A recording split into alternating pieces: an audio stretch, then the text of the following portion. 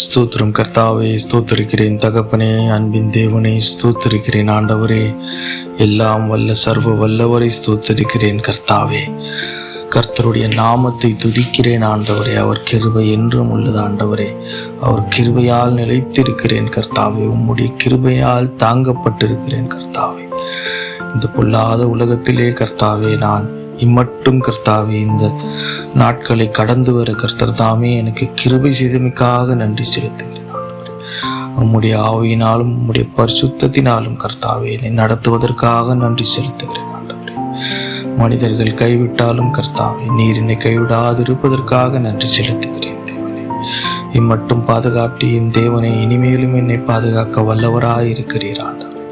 உம்மை ஸ்தோத்திரிக்கிறேன், உம்மை துதிக்கிறேன், உம்மை போற்றுகிறேன் ஆண்டவரே. உம்முடைய நாமம் பரிசுத்தப்படுவதாக கர்த்தாவே. இந்த வேத பகுதியை கர்த்தாவே நீரை கூட இருந்து ஆசீர்வதித்து உம்முடைய ரகசியங்களை எனக்கு வெளிப்படுத்துமாறு எல்லாம் உள்ள இயேசு கிறிஸ்துவின் நாமத்தினால் வேண்டுகிறேன் அன்பின் பிதாவே. ஸ்தோத்திரம் ஆண்டவரே. ஆமென். கிறிஸ்துவுக்குள் பிரியமானவர்களே, இன்னைக்கு நம்ம தெரிந்து கொள்ள போற வேத பகுதி பரிசுத்த வேதாகமம் ஆதியாகமம் 27ஆம் அதிகாரம்.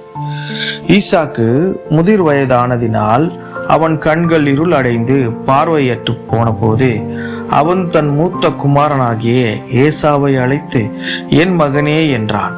அவன், இதோ இருக்கிறேன் என்றான். அப்பொழுது அவன் தன் முதிர் வயதான நான் முதிர் வயதானேன், என் மரணம் இன்ன நாளில் என்று அறியேன். ஆகையால் நீ என் ஆகையால் நீ உன் ஆயுதங்களாகிய உன் அம்புரா துணிகளையும் உன் வில்லையும் எடுத்துக்கொண்டு வனத்துக்கு போய் எனக்காக வேட்டையாடி அதை எனக்கு பிரியமாயிருக்கிற ருசியுள்ள பதார்த்தங்களாக சமைத்து நான் புசிக்கவும் நான் மரணமடையும் முன்னே என் ஆத்துமா உன்னை ஆசீர்வதிக்கும் என்னிடத்தில் கொண்டு வா என்றான். அதாவது ஈசாக்குக்கு முதிர் வயது, ரொம்ப வயசாயிடுச்சு. அவனுடைய கண்கள், அவன் பார்வையெல்லாம் குறைஞ்சிடுச்சு. அவனுக்கு கிட்டத்தட்ட பார்வையற்று போயிட்டான். பார்வை போய் போயிடுச்சு வயதின் மூப்பின் காரணமாக. அவனுக்கு ரொம்ப பிடித்தமான, தனக்கு ரொம்ப பிரியமான மகனான ஏசாவை அழைச்சி, அவன் ரொம்ப வன சஞ்சாரியாகவும் நல்ல வேட்டைக்காரனும் இருக்கிறதால அவனுடைய வேட்டையாடி சமைச்சு சாப்பிடக்கூடிய, அவன் சமைச்சு கொடுக்குற விதம் அவருக்கு பிடிச்சதாலேயும் அவனை கூப்பிட்டு, நான் உன்னை ஆசீர்வதிக்கணும், எனக்கு வயசாயிடுச்சு, நான் சாகிறதுக்கு முன்ன உன்னை ஆசீர்வதிச்சுட்டு சாகணும்னு நினைக்கிறேன், மரணிக்கணும்னு நினைக்கிறேன். அதனால நீ எனக்காக போய் ஒரு ருசியுள்ள ஒரு வனவிலங்க வேட்டையாடி கொண்டு வா. உன் அம்புரா குனி, உன் ஆயுதங்கள், உன் அம்பு வில் எல்லாத்தையும் கொண்டு போ அப்படின்னு சொல்றாப்புல.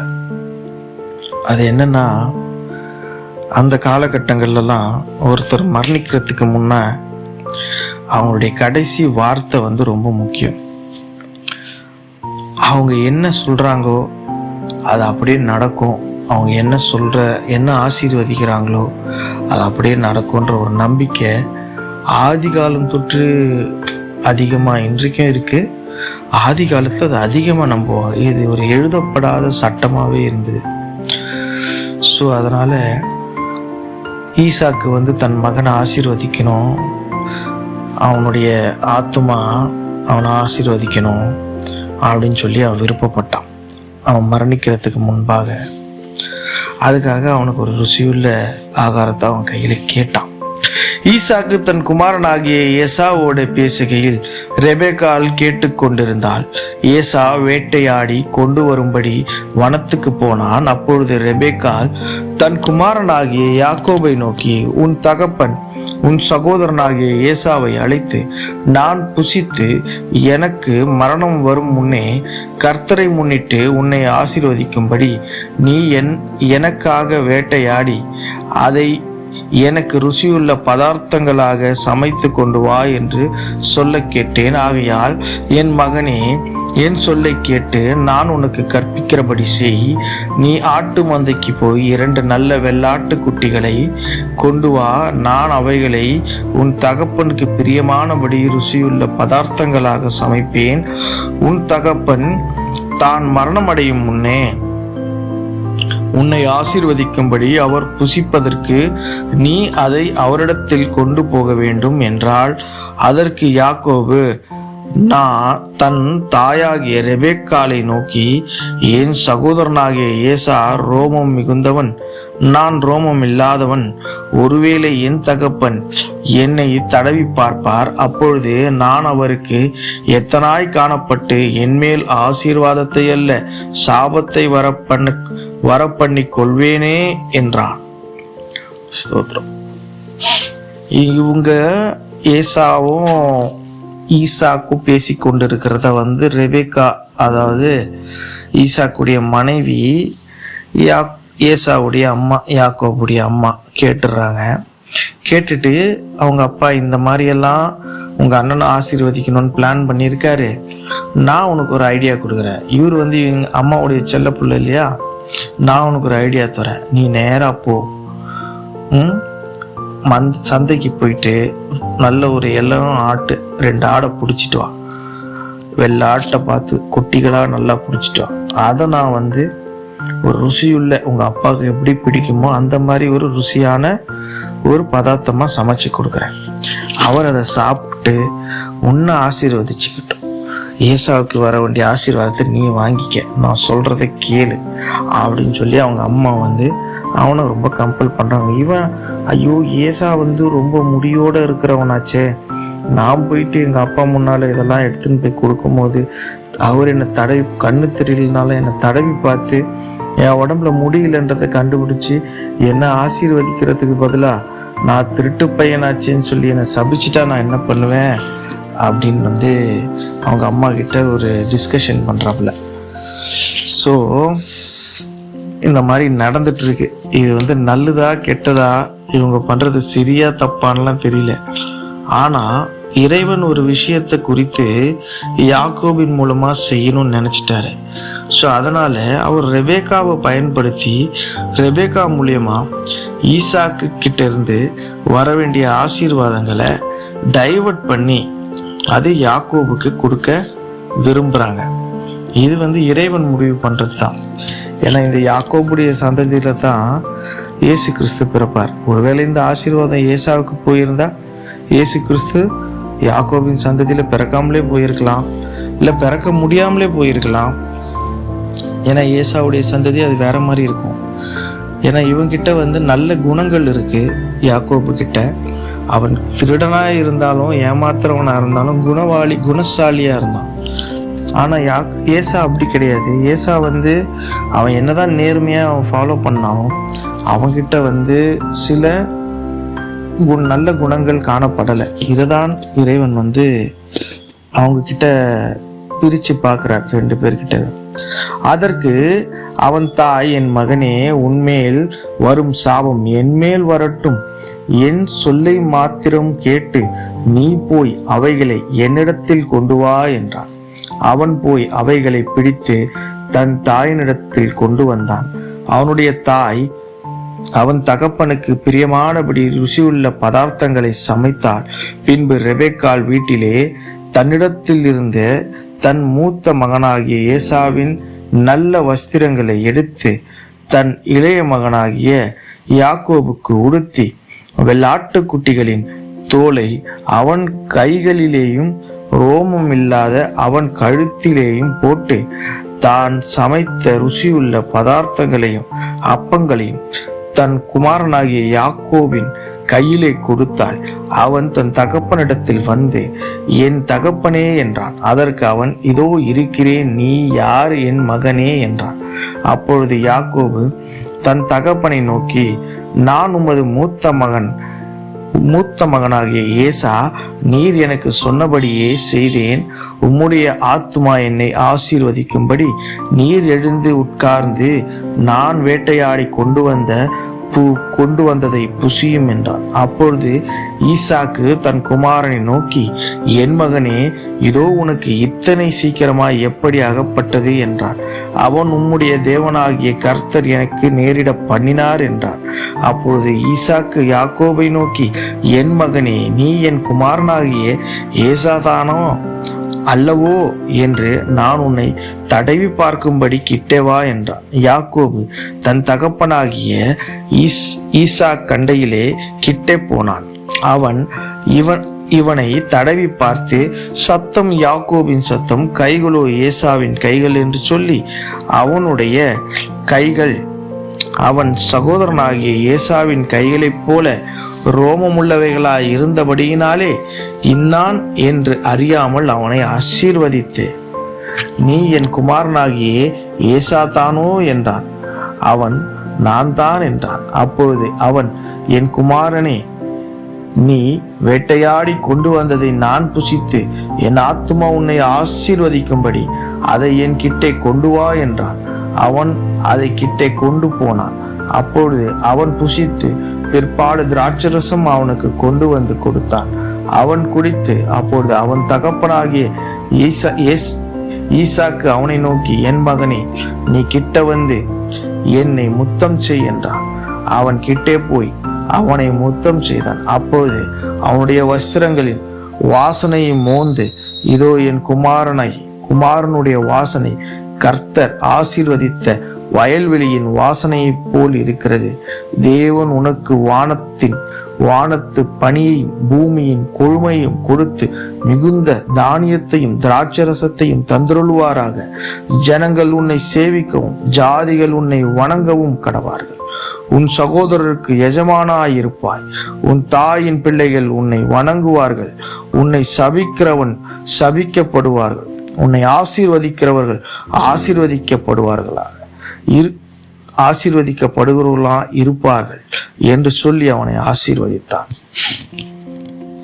ஈசாக்கு யாக்கோபை ஆசீர்வதித்து முடித்த பின் யாக்கோபு தன் தகப்பனாகிய ஈசாக்கின் சமூகத்தை விட்டு புறப்பட்ட உடனே அவன் சகோதரனாகிய ஏசா வேட்டையாடி வந்து சேர்ந்தான்.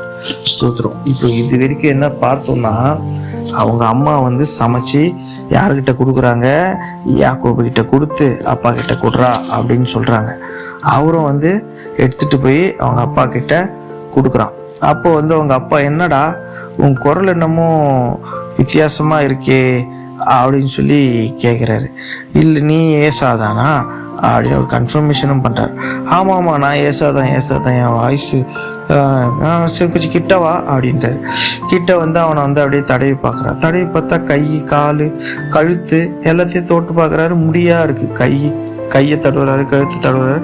என்னடா இது தொட்டு பார்த்தா, ஆமா நீ ஏசாதான், ஆனா குரல் என்னமோ யாக்கோபுடைய குரல் மாதிரி இருக்கே அப்படின்னு சொல்லி இவருக்கும் கொஞ்சம் அப்படியே டவுட் சரி ஓகே, நமக்கு காதும் கேட்கல போலுக்குது, வயசானதால கண்ணுதான் தெரியலன்னு நினைச்சிட்டு அவருக்குள்ளே சொல்லிக்கிட்டேன். இப்ப என்ன பண்றாரு, சரிடா நீ சமைச்சதை எடுத்துட்டு வாடா அப்படின்றாரு. அவனை அவங்க அம்மா கிட்ட இருந்து போய் வாங்கின்னு அவரை எடுத்துன்னு போய் அவன்கிட்ட கொடுக்குறான். என் ஆத்மா சந்தோஷப்பட்டுட்டா, அவனை ஆசீர்வதிக்கணும் போல இருக்குடா அப்படின்னு சொல்லிட்டு அவர் கேட்குறாரு. அவன் நல்லா சாப்பிட்டு பிற்பாடு அவனுக்கு திராட்சை ரசத்தையும் கொடுத்து, அந்த திராட்சை ரசத்தையும் கொடுத்து அவன் சந்தோஷத்துல அப்புறமா தன் தகப்பனை அவனை நோக்கி, என் மகனே, என் கிட்ட வந்தா என்னை கொஞ்சம் முத்தம் கொடுறா அப்படின்னு அப்படியே ஒரு முத்தம் செஞ்சு, என் மகனே நீ என் கிட்ட என்னை முத்தம் செய்யன்ட்டான். அவன் அப்படியே ஒரு முத்தத்தை கொடுக்குறான். முத்தம் கொடுத்தவனைய கிட்ட போய் அவனை திருப்பி ஒரு முத்தம் செஞ்சு அவனை வஸ்திரங்களை வாசனை அப்படியே மோந்து பார்த்து, என் குமாரன் வாசனை கர்த்தர் அவன் அப்படியே அவன் ஆசீர்வதிக்கிற வயல்வெளிகளின் செழுமையான வாசனை அவன் மேல வரணும் அப்படின்னு சொல்லி வானத்தின் பனியை போடுவோம், பூமியின் கொழுமையை போடுவோம், மிகுந்த தானியத்தை கொடுக்குறோம், திராட்சரசத்தை தந்துருள்றணும், ஜனங்கள் அவனை சேவிக்கவும் ஜாதிகள் அவனை வணங்கணும், சகோதரன் அவன்கிட்ட சகோதரனுக்கே இவன் எஜமானா இருக்கணும், தன் தாயின் பிள்ளை உன்னை வணங்குவார், அவனுடைய தாய்க்கு எந்த குழந்தை பிறந்தாலும் இவன் தான் அவனுக்கு தலைச்சவனா இருப்பான். அது மாதிரி சொல்லி உன்னை சபிக்கிறவனை அவன் சபிக்கப்படுவான், உன்னை ஆசீர்வதிக்கிறவன் ஆசீர்வதிக்கப்படுவான். இப்படியெல்லாம் சொல்லி சொல்லி அவனுக்கு இருக்கிற எல்லா ஆசீர்வாதத்தையும் அவன் கிட்ட கொடுத்து, அப்போயோ இது எல்லாத்தையும் பெற்றுக்கொண்ட யாக்கோபு உடனே அதை சந்தோஷத்தோட அவன் அப்படியே அங்கேருந்து எஸ்கேப் ஆயிட்டான். அந்த இடத்த விட்டு அவருடைய சமூகத்தை விட்டு ஓடி போயிட்டான். இப்போ அந்த இடத்துக்கு ஏசா வரான். என்ன நடந்துடுச்சுன்னா, யாக்கோபு பிறக்கும் போதே அசரீரி சொல்லியிருக்கோம். என்ன சொல்லியிருக்குன்னா, அதாவது உன் தம்பி தான் ரெண்டாவதா பிறகுற யாக்கோபு கிட்ட தான் ஏசா அவனுக்கு கீழே தான் இருப்பான், அவன் மேலே இவன் வரவே முடியாது அப்படின்ற ஒரு அசரீரி இருக்கும். அந்த அசரீரியுடைய வார்த்தை நிறைவேற மாதிரி இவன் தவறு செய்தாலும் ஆண்டவருடைய எண்ணம் இறைவன் போட்ட திட்டம் நிறைவேறிவிட்ட மாதிரி இங்கே எல்லா சம்பவம் நடந்துச்சு. அவர் இருந்தாலும் அவருக்கு டவுட்டு நடுவில் கேட்குறாரு, எப்படா இவ்வளோ சீக்கிரம் அவ்வளோ சீக்கிரம் எப்படி வேட்டையாடிட்ட, எல்லா டவுட்டும் இருந்தாலும் அது எல்லாத்தையும் மீறி அவங்க அம்மா சாமர்த்தியமாக அந்த இடத்துல பண்ண ஒரு கேமால் இந்த ஆண்டவருடைய வார்த்தை இந்த இடத்துல நிறைவேறிச்சு. அதில் யாக்கோபு ஒன்றும் அறியாமல் தான் செய்கிறான். அவனுக்கு இது அம்மா சொல்கிறாங்க, சரி அவன் அப்படியே அம்மா பேச்சு கீழ்ப்படியக்கூடிய ஒரு குழந்தைன்றதால அதை அப்படியே ஃபாலோ பண்ணிட்டான். அப்போது இப்போ ஏசாவுடைய என்ட்ரி இப்போ இந்த இடத்துல வருது. ஏசா ஈசாக்கு யாக்கோபு விட்டு ஆசீர்வதித்து முடித்த பின் யாக்கோபு தன் தகப்பனுடைய ஈசாக்கின் சமூகத்தை விட்டு புறப்பட்ட உடனே அவன் சகோதரனாகிய ஏசா வேட்டையாடி சேர்ந்தான். அவனும் ருசியுள்ள பதார்த்தங்களை சமைத்து தன் தகப்பன் அண்டைக்கு கொண்டு தகப்பனை நோக்கி, உம்முடைய ஆத்துமா என்னை ஆசீர்வதிக்கும்படி என் தகப்பனார் எழுந்திருந்து உம்முடைய குமாரனாகிய நான் வேட்டையாடி கொண்டு வந்ததை புசிப்பாராக என்றான். அப்பொழுது அவன் தகப்பனாகிய ஈசாக்கு, நீ யார் என்றான். அதற்கு அவன், நான் உமது மூத்த மகனாகிய ஏசா என்றான். அப்பொழுது ஈசாக்கு மிகவும் பிரமித்து நடுங்கி, வேட்டையாடி எனக்கு கொண்டு வந்தானே, அவன் யார்? நீ வரும் முன்னே அவனை எல்லாவற்றிலும் நான் புசித்து அவனை ஆசீர்வதித்தேனே, அவன் ஆசீர்வதிக்கப்பட்டவனாகவும் இருப்பான் என்றான். ஏசா தன் தகப்பனுடைய வார்த்தைகளை கேட்டவுடனே மிகவும் மனம் கசந்து உரத்த சத்தமிட்டு அலறி தன் தகப்பனை நோக்கி, என் தகப்பனே, என்னையும் ஆசீர்வதியும் என்றான். அதற்கு அவன், உன் சகோதரன் தந்திரமாய் உன்னுடைய ஆசீர்வாதங்களை பெற்றுக்கொண்டான் என்றான். அப்பொழுது அவன் பெயர் யாக்கோபு எனப்படுவது சரியல்லவா? இதோடு 2 தரம் என்னை மோசம் போக்கினான். என் சேஷ்ட புத்திர பாகத்தை எடுத்துக்கொண்டான். இதோ இப்போது என் ஆசீர்வாதத்தையும் வாங்கி கொண்டான் என்று சொல்லி, நீர் எனக்கு ஒரு ஆசீர்வாதத்தை ஆகிலும் வைக்கவில்லையா என்றான். ஏசாவுக்கு பிரதியுத்தரகமாக, இதோ நான் அவனை உனக்கு எஜமானாக வைத்தேன். உன் சகோதரன் எல்லாரையும் அவனுக்கு ஊழியக்காரராகவும் கொடுத்து அவனை தானியத்தினாலும் திராட்சரசத்தினாலும் ஆசீர்வதித்தேன். இப்பொழுது என் மகனே, நான் உனக்கு என்ன செய்வேன் என்றான். ஏசா தன் தகப்பனை நோக்கி, என் தகப்பனே, இந்த ஒரே ஆசீர்வாதம் மாத்திரமா உம்மிடத்தில் உண்டு? ஒரே ஆசீர்வாதம் உன்னிடத்தில் உண்டு. என் தகப்பனே, என்னையும் ஆசீர்வதியும் என்று சொல்லி ஏசா சத்தமிட்டு அழுதான். அப்போது அவன் தகப்பனாகிய ஈசாக்கு அவனுக்கு பிரதியுத்தரகமாக, உன் வாசஸ்தலமும் பூமியின் சாரத்தோடும் உயர வானத்திலிருந்து இறங்கும் பனியோடும் இருக்கும்.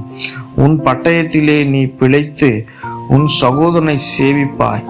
நீ மேற்கொள்ளும் காலம் வரும்போதே உன் கழுத்தில் இருக்கிற அவனுடைய நுகத்தடி முறித்து போடுவேன் என்றான். யாக்கோபை தன் தகப்பன் ஆசீர்வதித்தது நிமித்தம் ஏசா யாக்கோபை பகைத்து, என் தகப்பனுக்காக துக்கிக்கும் நாட்கள் சீக்கிரமாய் வரும். அப்பொழுது என் சகோதரனாகிய யாக்கோபை கொன்று போடுவேன் என்று ஏசா தன் இருதயத்திலே சொல்லிக் கொண்டான். ஆமாம், இது வரைக்கும் நம்ம பார்க்கலாம் என்ன நடந்தது. இப்போ ஏசா திருப்பி என்ட்ரி பண்ணோன்னுமே அவனும் போய் ருசியுள்ள பதார்த்தங்கள்லாம் சமைச்சு கொண்டு அவன் என் ஆத்மாவை ஆசீர்வதியும் தகப்பனே, உங்கள் ஆத்மா மூலியமா என்னை ஆசீர்வதிங்க அப்படின்னு அவர்கிட்ட கேட்குறான். கேட்ட உடனே, குமாரி நீ யாருப்பா? இப்போதானேப்பா நான் கொடுத்தேன் ஆசீர்வாதத்தை, நீ யாரு? நான் தான் உங்க மூத்த மகன் ஏசா அப்படின்னு. ஐயோ, அப்ப இப்ப நான் ஒரு ஆசீர்வாதத்தை எல்லாத்தையும் அவங்ககிட்ட கொடுத்தனே, அப்ப அவன் யாருன்னு சொல்லிட்டு இவன் நடுங்கி இவன் கை கால்லாம் உதிரில் எத்திச்சு. ஐயோ, என் பிள்ளைக்கு கொடுக்காம வேற யாருக்கும் மாத்தி கொடுத்துட்டோம். அப்புறம் தான் புரியுது, ஐயோ நான் அவன் தான் என்னை ஏமாத்தி வாங்கிட்டு போயிட்டான்னு சொல்லிட்டு இவன்கிட்ட அவன் சொல்ல, இவன் ரொம்ப வருத்தப்பட்டு அதை கேட்ட உடனே மனம் கசந்து உரத்த சத்தமிட்டு கத்துறான், தகப்பனே என்ன பண்ணிட்டீங்க, ஏன் இப்படி பண்ணீங்க, உங்க ஆசீர்வாதத்தை எனக்கு கொடுங்க, ஒன்னாவது கொடுங்க கெஞ்சுறான். ஐயோ இல்லடா, யாரோ அவன் தாண்டா தந்திரமா வாங்கிட்டு போயிட்டான், நான் எல்லாத்தையும் வாங்கிட்டு போயிட்டேன்டா, ஒண்ணு கூட வைக்கலடா, எல்லா ஆசீர்வாதத்தையும் நான் அவனுக்கே கொடுத்துட்டேன்டா, ஐயோ தம்பி தாண்டா இது எல்லாத்துக்கும் காரணம் அப்படின்னு அவன்கிட்ட சொல்ல, என்னை ஐயோ இது சரியில்லையே, இது எப்படி, இது அவன் பேர் யாக்கோபுன்றது கரெக்டு தான், அதுக்கு ஏத்தா போல அவன் என்னை ஏமாத்திட்டான், ஒரு என்னை 2 வாட்டி ஏமாத்திட்டான், ஒரு வாட்டி அவன் என் சேஷ்டபுத்திர பாகத்தை ஏமாத்துறான், இதோ இப்ப 2வது தரம் எனக்கு வர வேண்டிய ஆசீர்வாதத்தை எல்லாத்தையும் அவன் எடுத்துக்கணும் அப்படின்னு சொல்லி இவன் கதறான்.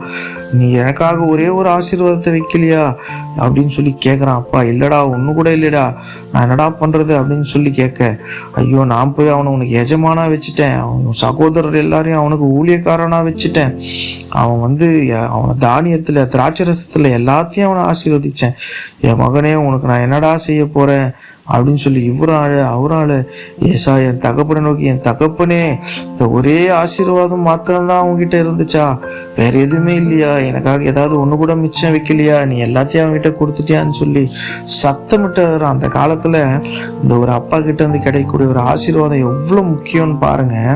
சொத்து பத்து எல்லாத்தையும் காட்டிலும் நம்ம சந்தோஷமா இந்த பூமியில நீடித்த நாட்களுக்கு சந்தோஷமா வாழணும்னா தன் தாயின் தகப்பனுடைய ஆசீர்வாதம் ரொம்ப முக்கியன்றத இங்க ஏசா கதறி அல்றத பார்த்து நமக்கு தெரியுது. அவனுக்கு தேவையான அவனுடைய சேஷ்ட புத்திர பாகத்தை கூட சந்தோஷமா தான் எடுத்து கொடுத்தான். அவன் தம்பி ஏமாத்தி அவனே தான் கொடுத்தான்.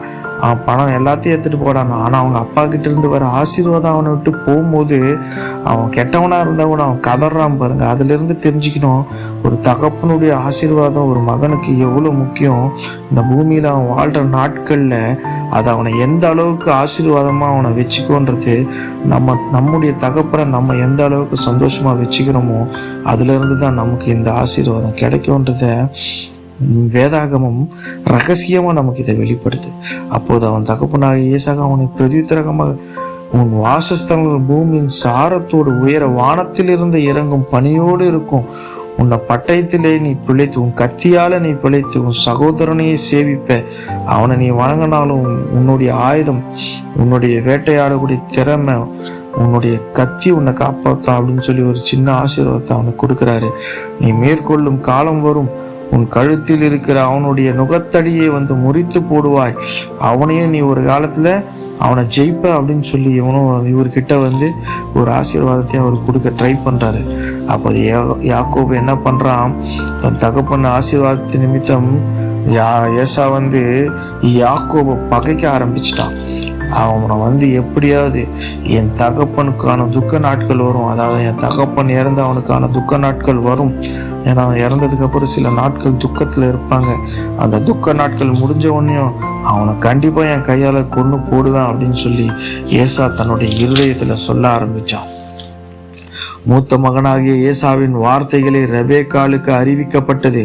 அப்பொழுது அவள் தன் இளைய மகனாகிய யாக்கோபை அழைத்து, உன் சகோதரனாகிய ஏசா உன்னை கொன்று போட நினைத்து தன்னை தேற்றிக் கொள்கிறான், ஆகையால் என் மகனே, நான் சொல்லுவதை கேட்டு எழுந்து புறப்பட்டு ஆரானில் இருக்கிற என் சகோதரனாகிய லாபானிடத்துக்கு ஓடிப்போய் உன் சகோதரனுடைய கோபம் தனியும் மட்டும் சில நாள் அவனிடத்தில் இரு, உன் சகோதரன் உன்மேல் வைத்த கோபம் தணிந்து நீ அவனுக்கு செய்ததை அவன் மறந்த பின் நான் ஆள் அனுப்பி அவ்விடத்திலிருந்து உன்னை அழைப்பிப்பேன், நான் ஒரே நாளில் உங்கள் இருவரையும் ஏன் இழந்து போக வேண்டும் என்றாள். பின்பு ரெபேக்காள் ஈசாக்கை நோக்கி, ஏத்தின் குமாரத்திகள் நிமித்தம் என் உயிர் எனக்கு வெறுப்பாய் இருக்கிறது, இந்த தேசத்து பெண்ணாகிய ஏத்தின் குமார்த்திகளில் யாக்கோபு ஒரு பெண்ணை கொல்லுவானானால் என் உயிர் இருந்த ஆவதென்ன என்றாள். ஈசாக்கு தன்னை நோக்கி, ஏத்தின் குமார்த்திகள் நிமித்தம் என் உயிர் எனக்கு வெறுப்பாய் இருக்கிறது. இந்த தேசத்து பெண்ணாக ஏத்தின் குமார்த்திகளில் யாக்கோபு ஒரு பெண்ணை கொள்வானானால் என் உயிர் இருந்து ஆவதென்ன என்றாள். ஸ்தோத்திரம். அதாவது என்ன நடக்குதுன்னா, இந்த ஏசாவுடைய தீர்மானங்கள் ரெபேக்காளுக்கு சொல்லப்படுது. மற்றவர்கள் மூலியமா அவன் இந்த மாதிரி தம்பியை கொல்லான்னு முடிவு பண்ணிட்டான் அப்படின்னு தெரிஞ்சோன்னையும் தன்னுடைய இளைய மகனான யாக்கோபாலே, தம்பி உன் அண்ணன் உன்னை கொல்லணும்னு இருக்காண்டா, நீ தயவு செஞ்சு இந்த இடத்துல இருந்து எங்கேயாவது தப்பி போயிடு. அவன் உன்னை கொல்லணும்னு சொல்லி அவனை தேத்திக்கிட்டு இருக்கான். ஆகைய மகனே, நான் சொல்றதை கேட்டு எழுந்து புறப்பட்டு ஆறாண்டுல இருக்கிற என் சகோதரன், இவங்க எங்கேருந்து கொண்டு வந்தாங்க ஞாபகம், அந்த வேலைக்காரன் போயிட்டு அங்க லாபான் இடத்துல இவன் சகோதரன் இடத்துல இருந்து கூப்பிட்டு வந்தாங்கல்ல, கம்பல்லாம் கொடுத்து அந்த இடத்துக்கு போ, லாபான் இடத்துக்கு ஓடிப்போ.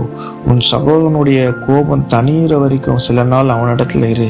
உன் சகோதரன் உன் மேல வைத்த கோபம் குறைஞ்சதுக்கு அப்புறமா நான் ஆள் அனுப்பி அவன்கிட்ட சொல்லி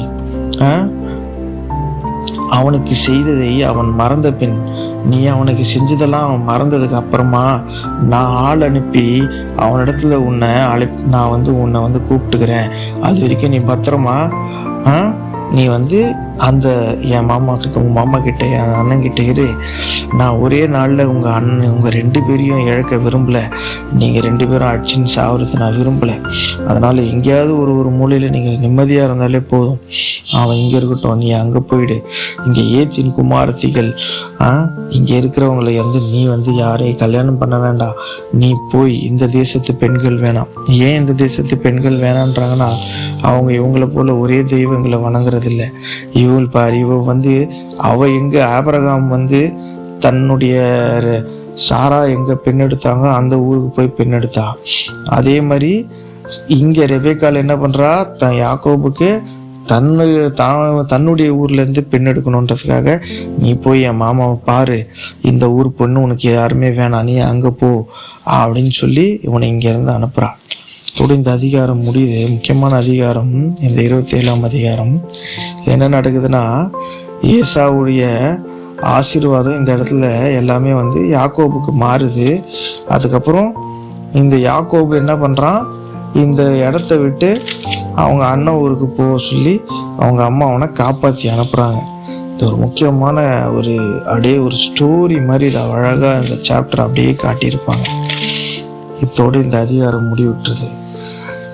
இதை கேட்டு நீங்கள் எல்லாரும் ஆசீர்வதிக்கப்பட்டவர்கள். கிறிஸ்துவுக்குள் நீங்கள் சந்தோஷமும் இன்பமும் அடைந்த இந்த நாட்கள் உங்களுக்கு நிம்மதியான ஒரு நாட்களாக இருக்க எல்லாம் வல்ல இயேசு கிறிஸ்துவை நான் பிரார்த்திக்கிறேன். ஆமென்.